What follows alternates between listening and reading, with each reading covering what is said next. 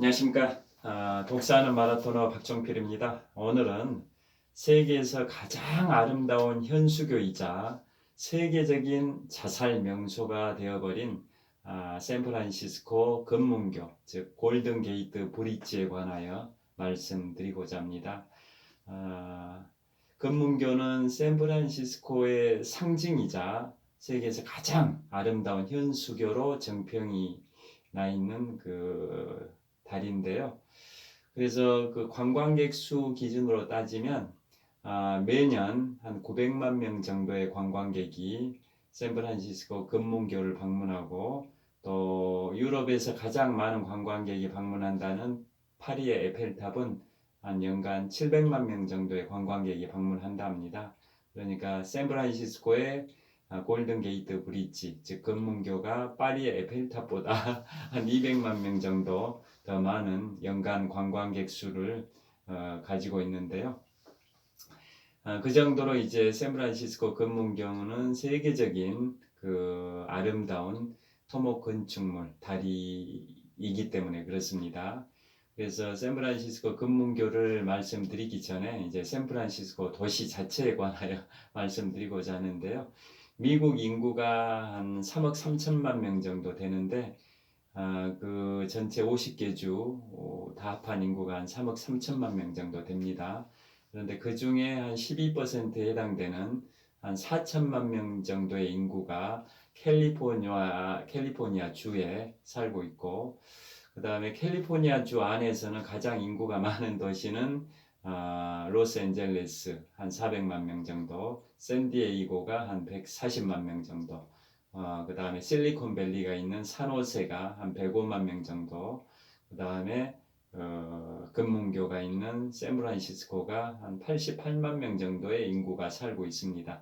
그래서 미국 도시 중에 인구수 기준으로는 가장 인구가 많은 데가 뉴욕이 한 860만 명 정도, 그 다음에 LA가 400만 명, 그 다음이 이제 뭐 시카고, 그 다음에 휴스턴, 이런 순의 인구수 기준을 가지고 있고, 샌프란시스코는 한 미국 전체 중에 한 13번째 정도 인구수를 보유하고 있는 그 도시라고 합니다. 그리고 이제 미국은 이제 캘리포니아주가 인구가 가장 많은 주이다 보니까 대통령 선거인단을 모집할 때, 선출할 때도 캘리포니아주의 선거인단 수가 가장 많다라는 거 아실 겁니다. 미국의 전체 선거인단, 즉 대통령 선거를 올해 이제 11월 3일에 미국의 대통령 선거가 있는데요. 미국의 대통령 선거는 간접 선거 방식으로 하지 않습니까? 국민들이 선거인단을 선출하고 그 선출된 선거인단들이 대통령을 선출하는 간접 선거 방식인데요. 그 선거인단 수는 인구 수에 비례해서 정해지는데, 인구가 가장 많은 그 캘리포니아주가 선거인단 수가 가장 많은 거죠. 그래서 미국의 전체 대통령 선거인단 수는 538명인데, 왜 538명이냐면 하원 의원 숫자 435명 플러스 상원 의원 숫자 100명 플러스 수도 워싱턴 DC의 그 선거인단 수 3명 다 돼가지고 538명이 미국의 대통령 선거인단 수라고 하는데요. 그 중에 한 8% 정도에 해당되는 55명의 선거인단을 캘리포니아 주에서 선출할 정도로 대통령 선거인단 수 538명 중에 가장 많은 55명의 선거인단을 캘리포니아주에서 선출하고, 그 다음 숫자는 이제 36명의 대통령 선거인단 수를 선출하는 텍사스주 뭐 이런 순인데요. 그만큼 캘리포니아주가 인구가 가장 많은 그 주 50개 주 중에 하나인 거죠.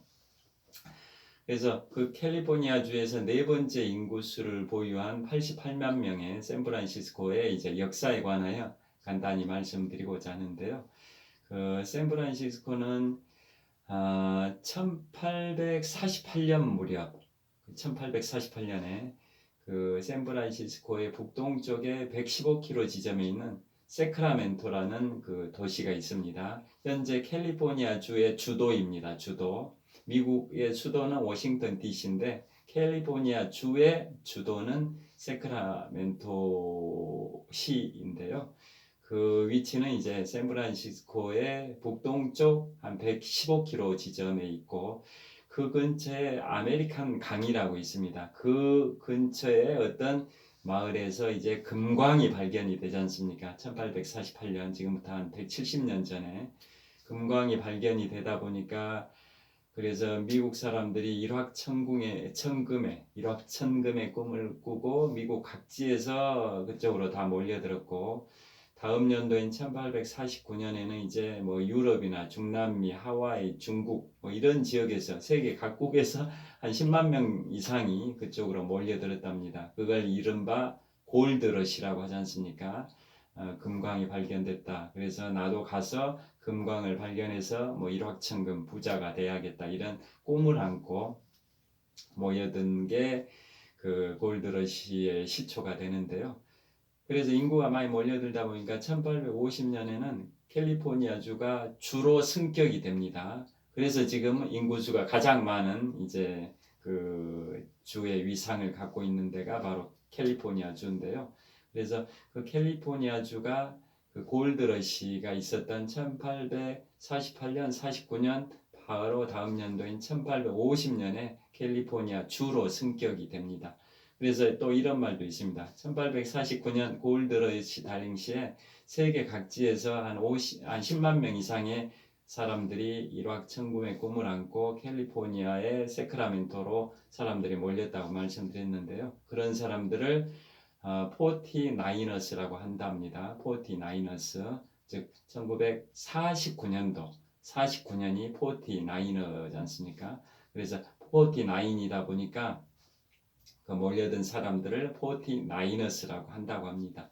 여하튼 그래서 1850년에 이제 골드러시의 물결에 따라서 샌프란시스코 북동쪽 그 115km 지점에 있는 세크라멘토로 사람들이 몰려들게 돼서 그 세크라멘토로 가는 길의 관문이 이제 골든 게이트 해협이 되는 겁니다. 골든 게이트 해협, 즉 금문이죠. 즉 금광, 세크라멘토에 있는 그 금광을 향해서 사람들이 세계 각지에서 몰려드는데 그 금광에 진입하기 위한 그 관문이 바로 샌프란시스코라는 겁니다. 그래서 샌프란시스코 거기가 이제 골든 게이트 해협이 되는 거고, 그래서 샌프란시스코는 그때부터 이제 인구가 엄청나게 증가해가지고 굉장히 도시가 커지는데요. 그래서 지금도 그 미국인들 대상으로 여론조사를 하면 살고 싶은 자기가 미국의 어느 도시에서 가장 살고 싶냐 이런 여론조사를 했더니 바로 샌프란시스코라고 합니다. 왜 그러냐면 샌프란시스코는 우리 서울하고 위도가 동일합니다. 북위 37도에 위치하고 있는데요. 우리 서울 같으면은 한겨울에 추위가 영하 15도 이하로 내려가는 그런 그 혹한기도 있고 또 한여름에는 기온이 영상 35도 이상이 되는 혹서기 그 무더위도 있지 않습니까? 그런데 같은 위도 즉 북위 37도 선상에 있는 샌프란시스코는 여름에는 서늘하고 겨울에는 그 따뜻한 지중해성 기후를 갖고 있습니다. 태평양 연안에 있어서 지중해성 기후를 갖고 있는데 그러다 보니까 한여름에도 영상 24도를 넘지 않고 또 한겨울에도 영상 5도 이하로 안 떨어진다고 합니다. 그러니까 그 기온이 연중 기온이 영상 5도에서 영상 24도 사이에서 그러니까 우리로 치면은 뭐 봄 가을 날씨 정도 되는 거죠. 그러니까 혹한기하고 혹서기 이런 게 없는 겁니다. 영하로 절대 기온이 내려가지 않은 영하로 거의 안 내려가는 그런 지중해성 기후이기 때문에 여름에는 서늘하고 겨울에는 따뜻한 그런 아주 살기 좋은 그런 기후 조건을 갖고 있답니다. 그러다 보니까 샌프란시스코의 남동쪽에 실리콘밸리가 있고 거기에 중심 도시가 산호세가 있는데 산호세는 캘리포니아에서 LA, 샌디에고, 그 다음에 산호세, 샌프란시스코 순으로 인구가 있다 보니까 산호세는 캘리포니아주에서 세 번째로 인구가 많은 도시인데요. 그 실리콘밸리의 세계적인 IT 기업들 구글이나 페이스북, 뭐 MS 이런 세계적인 IT 기업들이 이제 몰려 있는데 IT 기업들이 거기에 몰려 있는 이유 중에 하나가 그 IT 산업은 습기가 있으면 안 좋기 때문에 습기가 없는 그런 환경이 최적의 산업 입지 조건이거든요. 그래서 거기 샌프란시스코 주변의 그 기후 조건은 습기가 없는 건조하고 따뜻한 뭐 그런 지중해성 기후다 보니까 IT 기업들이 그 실리콘밸리 이쪽에 많이 모여 있다. 뭐 그런 여러 가지 이유 중에 그게 중요한 이유 중에 하나다. 뭐 그런 얘기도 있습니다. 여하튼 샌프란시스코는 그래서 그 골드러시가 있는 이후에 이제 크게 발전된 도시인데 그게 지금 한 170년 전인 1848년, 49년에 골드러시가 있었고 그 다음에인 1850년에 정확하게 지금부터 170년 전인 1850년에 캘리포니아가 주로 승격이 됐고 그런 식으로 인구가 갑자기 폭증해가지고 주로 승격된 케이스는 미국에서 아주 드문 케이스라고 합니다. 그래서 지금은 캘리포니아 주가 미국 50개 주 중에 가장 인구가 많아서 대통령 선거인 단수도 전체 538명 중에 55명이나 즉 12%나 이제 선출하는 가장 큰 주에 해당이 된다라는 건 이제 다 알고 계실 거고요. 그래서 그 샌프란시스코에 제가 지금부터 1년 3개월 전에 즉 2019년 2월에 거기 여행을 갔었습니다. 그래서 지금 이 화면을 보시면은 여기가 바로 골든 게이트 브릿지 금문교입니다. 실제 제가 여기를 갔었습니다. 그래서 그 금문교에 관해서 많이 이제 공부도 했고 또 실제 가본 그런 느낌도 있어서 오늘 주제는 샌프란시스코 금문교 즉 골든 게이트 브릿지에 관하여 이제 말씀드리고자 하는 겁니다. 그래서 이제 골든 게이트 브릿지는 이 길이를 한번 보시면 길이가 다리의 길이가 2,789m입니다. 2,789m 즉 대략 2.8km 정도 됩니다. 굉장히 긴 다리입니다. 우리 한강의 잠실대교 길이가 한 1.2km, 1.3km 정도 되니까 이 골든 게이트 브릿지의 절반 길이도 안 되는 거죠. 그만큼 골든 게이트 브릿지 길이 2.8km는 정말 긴 다리고요. 그 다음에 이게 현수교인데 현수교의 그 주탑인 현수탑을 한번 봐보시죠. 현수탑의 높이가 227m입니다. 227m 굉장히 높습니다. 현수교라는 것은 다 아시겠지만 우리 뭐 대표적인 게 1970년대에 건설된 경남 남해대교도 현수교지 않습니까? 그래 현수교라는 것은 그 다리의 양쪽에 있는 큰 주탑, 현수탑이라고 하죠. 그 주탑에 이렇게 케이블을 연결을 해가지고 케이블이 그 다리의 도로면, 즉 상판을 이렇게 매달고 있는 형태.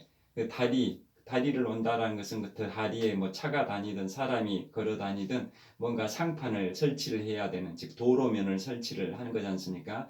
그런데 그 도로면을 지탱하는 게 과거에는 뭐 아치식으로 하기도 하고 뭐 요즘도 아치식으로 하기도 합니다만은 그 현수교 방식으로 많이 하는 거죠. 그래서 그 현수교라는 것은 그 도로의 다리의 상판을 그 양쪽의 주탑을 세워가지고 일종의 큰 교각을 세워가지고 교각에 케이블을 연결해서 그 케이블이 다리의 상판 즉 도로면을 이렇게 매달고 있는 형태 이걸 현수교라고 하지 않습니까? 그래서 그 금문교는 대표적인 이제 현수교가 되는 거고 그래서 이 현수교의 그 주탑의 높이가 227m입니다. 그리고 다리의 길이가 약 2.8km, 정확하게는 2,789m입니다. 그래서 이 다리가 건설된 게 1937년에 완공이 됐으니까 지금부터 83년 전에 완공이 됐습니다. 그래서 그 당시에는 샌프란시스코 인구가 제가 88만 명 정도 된다고 말씀드렸는데요. 이 금문교의 남쪽에 샌프란시스코 시가 있고 그 다음에 북쪽에 마린 카운티가 있습니다.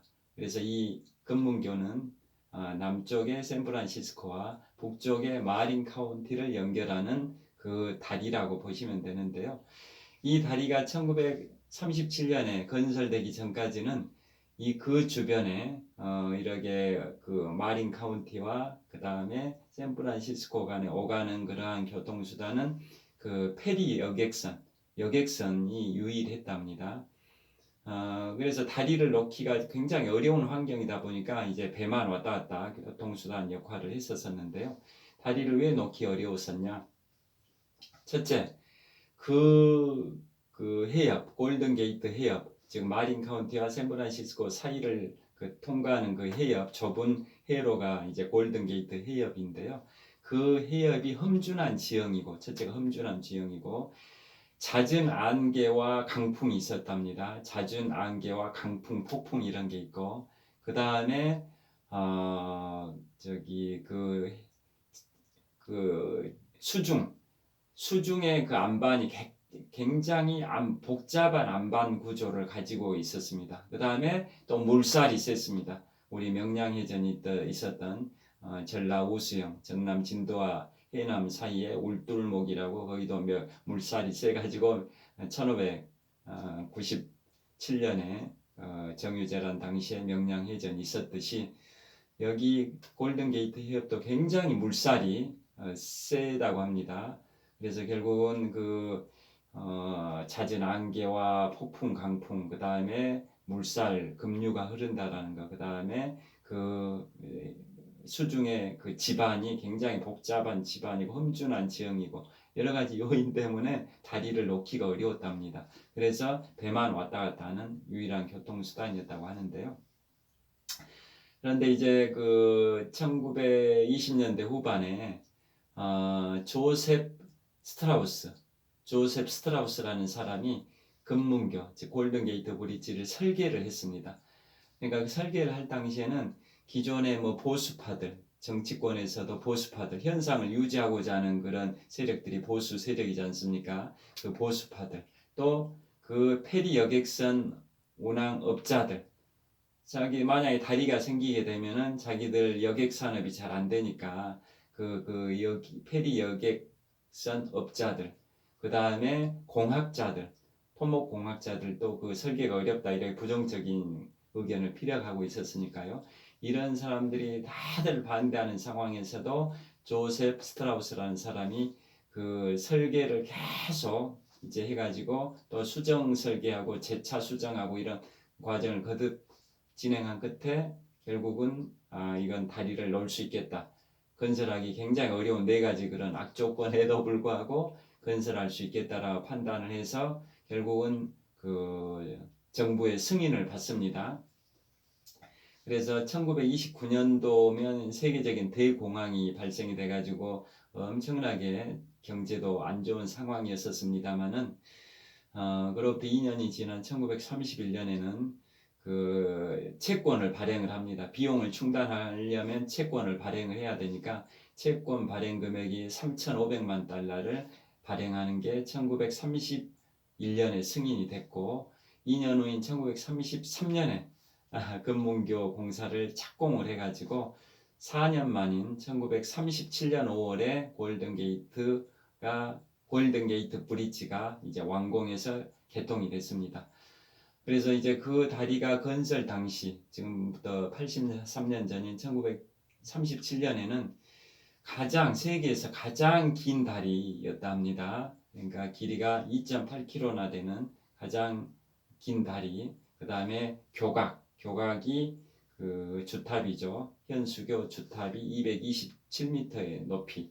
그것도 가장 높은 현수교 주탑이었고 그런 걸로 이제 유명했었답니다. 지금도 이제 유명한 다리지만 그래서 그 이후로 이제 엄청나게 이제 그 세계적인 관광객들이 다 그쪽으로 몰리게 됐고 또 기록이 뭐냐면 다리의 길이도 2.8km고 현수교 주탑 높이도 227m 높이로 세계 최고의 높이 또 최대 길이 이런 기록을 갖고 있을 뿐만 아니라 그 해수면과 다리의 도로면 즉 상판이죠. 그 높이가 66m라고 합니다. 그 당시에 66m로 했던 이유는 해군 측에서 군함도 큰 군함도 통과할 수 있도록 거기 해수면과 그 다리의 상판의 높이를 좀 높게 해달라고 해서 66m라고 했답니다. 지금 한강에 있는 다리들을 보면 제가 보기에는 한 그 해수면과 한강 수면과 그 다리의 상판의 그 높이가 한 20m 내외 정도밖에 안 돼 보이는데요. 금문교는 66m니까 3배 이상이 되는 그런 높이이기 때문에 큰 군함들도 지나다닐 수 있다 뭐 이런 겁니다. 그래서 이제 금문교는 그러기 위해서 이제 건설이 된 거고, 그 다음에 샌프란시스코가 이제 가장 살기 좋은 도시라고 아까 말씀드렸는데 그 이유는 뭐 지중해성의 그 온화한 그런 기후 때문에 그렇다고 말씀을 드렸었고요. 그 다음에 샌프란시스코도 이제 하나의 아픔이 있습니다. 어떤 아픔이 있냐면 1848년 골드러시에 의해 가지고 도시가 번창하기 시작했는데 새로운 세기인 20세기 들어서 어떤 일이 있었냐면 1906년에 20세기에 미국에서 일어났던 최악의 자연재해가 발생이 됩니다. 그게 바로 이른바 샌프란시스코 대지진입니다. 20세기 미국에서 일어났던 최대의 자연재해가 샌프란시스코 대지진인데요. 그게 1906년에 발생이 돼가지고 3,000명 정도가 사망을 해버립니다. 21세기 들어가지고 가장 큰 그 사고가 21세기 시작하자마자 2001년 9월 1일에 있었던 9.11 테러로 인해 가지고 한 3천여 명이 사망하고 6천여 명이 부상을 당한 그러한 사건이 있었지 않습니까? 사고가. 그건 21세기 들어서 그런 거고 20세기에서 가장 큰 자연재해는 샌프란시스코 대지진으로 1906년에 발생돼서 3,000명 정도의 사망자가 발생이 되는 그런 아픔이 있었습니다. 샌프란시스코도. 그런데 그 이후로 30년이 지나서는 1936년에는 그 샌프란시스코와 북동쪽에 있는 오클랜드, 세계적인 유명한 캘리포니아 주립대학인 UC 버클리가 오클랜드에 있는데요. 그 샌프란시스코와 북동쪽에 있는 오클랜드를 연결하는 샌프란시스코 오클랜드 베이 브릿지라고 있습니다. 샌프란시스코 오클랜드 베이 브릿지. 이건 1936년에 건설이 됐고 다음 연도인 1937년 5월에는 지금 말씀드리고 있는 골든 게이트 브릿지가 샌프란시스코와 북쪽에 있는 마린 카운티를 연결한 다리로 이제 건설이 됐던 겁니다. 그래서 이제 그 이후로 계속 관광객들이 이제 많이 늘고 있는데요. 거기에 1937년에 샌프란시스코가 개통된 이후 지금까지 83년의 역사가 흘렀는데요. 그동안 그 금문교에서 자살한 사람이 1,500명 이상이 된다고 합니다. 1,500명 이상이면 연평균으로 매년 한 20명 정도가 자살을 하는 겁니다. 그럼 매월 한 2명 정도가 자살을 하고 있는, 그래서 세계적인 자살 명소가 되어버린 셈인데요. 그래서 금문교를 관리하는 그 당국에서도 내년까지 그 금문교의 난간에다가 자살 예방용 방지용 그물을 설치할 계획이라고 몇 년 전에 언론에 발표되기도 했습니다. 그 정도로 그러니까 아름답다 보니까 뭐 아름다운 다리에는 이렇게 자살하는 사람들도 꽤 많이 몰리는 것 같습니다. 그런데 이제 자살과 관련해서 제가 오늘 이렇게 좀 그 오렌지색의 이제 상의를 입고 나왔는데요. 그 여기 보시다시피 금문교는 색깔이 영어로는 인터내셔널 오렌지, 즉 붉은색을 갖고 있습니다. 금문교는 붉은색으로 페인트 칠이 되어 있습니다. 그런데 이 금문교가 왜 붉은색인지에 관해서는 세 가지 견해가 있습니다. 왜 금문교를 이렇게 강렬한 붉은색, 인터내셔널 오렌지 이 색깔로 칠했을까? 제 옷하고 비슷한 색깔이죠. 이보다 약간 더 빨갈 것 같은데요. 왜 빨간색으로 칠했을까? 붉은색으로, 오렌지색으로 칠했을까? 이거에 관해서는 세 가지 견해가 있답니다. 첫째, 거기가 이제 골든 게이트 해협이 굉장히 자주 폭풍, 그 다음에 안개 이런 게 발생이 되다 보니까 안개 속에서도 다리가 눈에 잘 띄게, 잘 보이게 지나가는 배들 입장에서는 안개 속에서도 그 금문교가 잘 보이게끔 뭐 다리하고 부딪혀서도 안 되고 그러니까 일종의 등대 비슷한 역할도 해야 되지 않겠냐라는 차원에서 잘 눈에 띄게 하기 위해서 인터내셔널 오렌지, 즉 붉은 오렌지색으로 칠했다라는 게 첫 번째 설이고, 두 번째는 색깔 중에서 붉은색, 오렌지색이 가장 페인트 값이 싸다. 그래서 페인트 이런 아파트 단지도 한 5년에서 한 번씩 이렇게 외관, 아파트 외벽을 다시 칠하듯이 그 금문교도 주기적으로 수년에 한 번씩 페인트 칠을 해야 되는데 특히나 해풍, 바닷바람을 맞기 때문에 소금 염분이 그 쇠붙이하고 접촉하면은 쉽게 부식될 수 있으니까 더더욱 내륙에 있는 그 다리보다 해안에 있는 그런 다리들은 부식 우려 때문에 더 자주 페인트를 칠해야 되니까 비용이 많이 발생된다. 그런데 붉은색 페인트가 가장 저렴하기 때문에 붉은색으로 칠했다. 이게 두 번째 견해입니다. 두 번째. 그 다음에 세 번째는 뭐냐? 처음에 이제 페인트를 칠할 때 그 다리를 1937년 5월에 개통됐다고 말씀드렸는데요. 4년의 공사 끝에 그렇게 개통을 했는데 개통 직전에 이제 마지막 공정으로 페인트를 칠하는데 처음에 초벌로 페인트를 칠한 다음에 그 위에다가 이제 다시 덧칠로 최종 페인트를 칠하는 그런 과정을 거치는데 처음에 초벌로 최초의 칠한 페인트 그 색깔이 인터내셔널 오렌지, 즉 붉은 오렌지색이었다. 그런데 그것을 지켜보던 그 자문 엔지니어, 일종의 감리 역할, 자문해주는 그 무슨 컨설팅 회사, 그 자문 엔지니어가 미칠로 해놓은 이 오렌지색이 굉장히 보기도 좋네라고 판단해서 그 위에 최종적으로 덧칠하는 것도 그냥 오렌지색으로 하는 게 좋겠다라고 의견을 개진했기 때문에 그러겠다라는 게 또 세 번째 견해입니다. 근데 어떤 견해가 맞는지는 지금도 밝혀지진 않았는데요. 여튼 그 골든 게이트 브릿지는 색깔이 이래 붉은색, 오렌지색이다 보니까 그 색깔 때문에 자살을 많이 하는 거 아니겠냐 이런 견해도 있답니다. 대표적인 그 비교되는 케이스가 영국 테임즈강 이는 그 블랙 프라이어 브릿지가 있습니다. 블랙 프라이어 브릿지 그것은 다리 색깔이 검은색입니다.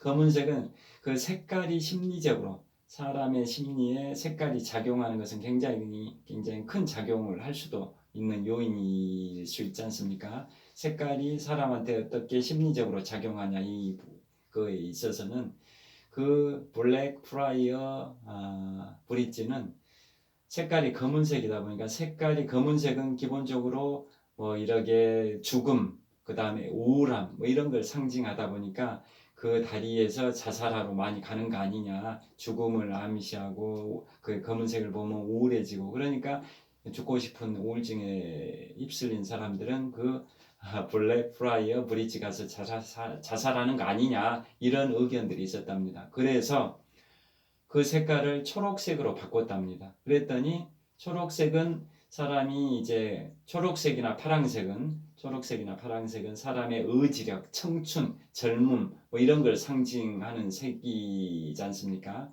그래서 검은색을 초록색으로 바꿨더니 자살을 시도하는 사람이 3분의 1 수준으로 줄었답니다.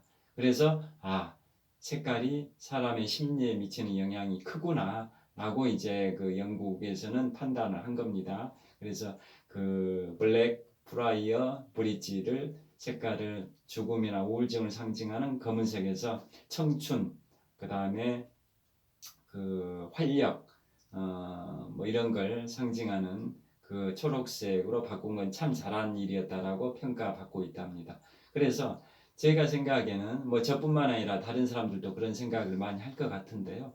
이 골든 게이트 브릿지의 색깔을 붉은색이 아니라 그 파란색이나 초록색으로 바꾸는 거 어떻겠냐 라는 의견을 개진하고 싶을 수 있지 않습니까? 왜 그러냐면 이 붉은색이라는 것은 긍정적 측면과 부정적 측면, 양면성을 가지고 있는 색깔이라고 합니다. 왜 그러냐면 붉은색은 긍정적 측면에서는 열정이나 따뜻함, 그 다음에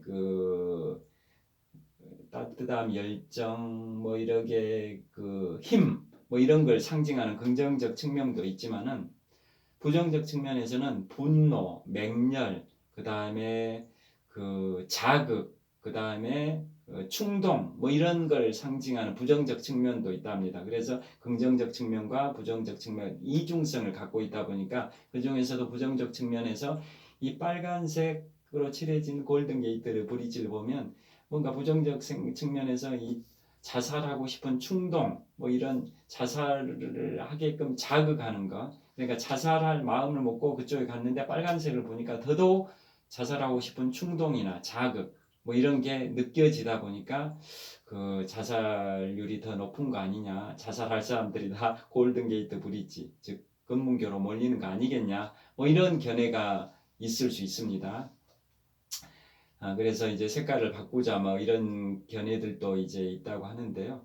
워낙 83년 동안 인터내셔널 오렌지로 전통적으로 그 색깔 자체가 미국 관광 1번지 또 샌프란시스코의 랜드마크인 금문교의 색깔이 오렌지색이다 보니까 그걸 그 이유 때문에 자살 빈도수 숫자를 줄이기 위해서 그 색깔 샌프란시스코 금문교의 상징 색깔이기도 한 인터내셔널 오렌지 붉은색 주홍색이죠. 그걸 바꾸기는 쉽진 않을 것 같아 보입니다.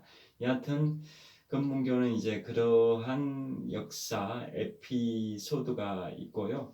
그래서 지금도 세계에서 그 많은 관광객들이 샌프란시스코 금문교를 찾고 있고 그래서 1년에 연간 관광객이 한 900만 명 정도가 몰리다 보니까 파리의 연간 관광객 700만 명보다 이제 많은 숫자의 관광객들이 그쪽으로 이제 몰리고 있는 겁니다.